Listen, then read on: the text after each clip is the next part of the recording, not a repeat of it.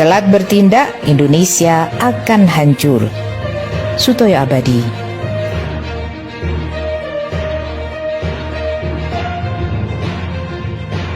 Presiden Jokowi sebagai presiden boneka sejak awal berkuasa, otaknya diduga telah teralienasi seperti linglung, bertindak hanya sesuai remote yang telah ditanam dalam otaknya. Sebagai kepala negara dan pemerintah, Jokowi tidak paham bahwa negara memiliki tujuan melindungi seluruh rakyat Indonesia, memajukan kesejahteraan umum, mencerdaskan kehidupan bangsa.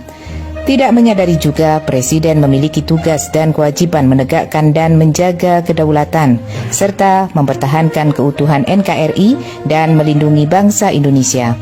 Sejak periode 2019 hingga 2024, bahkan dari tahun-tahun sebelumnya, Presiden gelar karpet merah bagi Cina. Terjadilah migrasi besar-besaran rakyat Cina ke Indonesia. Adalah petaka besar bagi negara ini kehancuran terjadi di semua aspek kehidupan negara. Presiden tidak menyadari petaka besar akan terjadi bahkan di akhir masa jabatannya tetap linglung. Pada Pilpres 2024 akan dimunculkan kembali boneka baru guna melanjutkan semua grand strategi Cina untuk menguasai Indonesia menjadi bagian dari RRC Raya. Tidak sadar setelah diserbu ribuan warga Tionghoa masuk dengan leluasa selama ini, RRC punya target akan mengirimkan kembali manusia Cina ke Indonesia.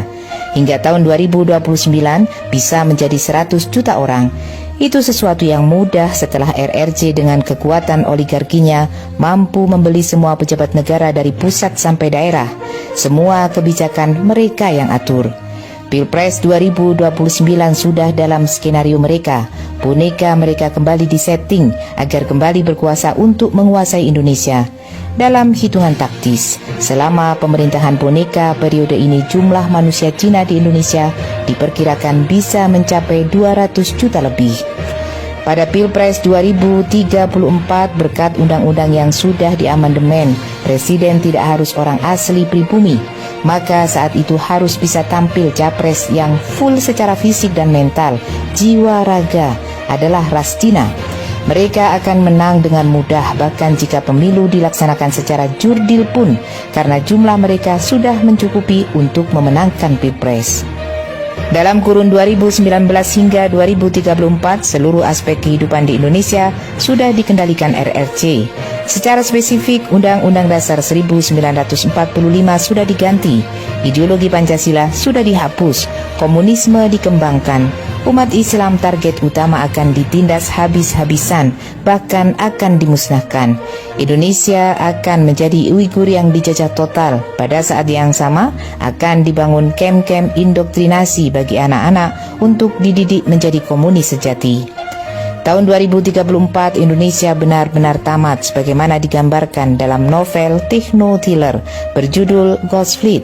Cengkraman mereka sudah cukup kuat dengan jebakan hutang untuk infrastruktur yang gila-gilaan.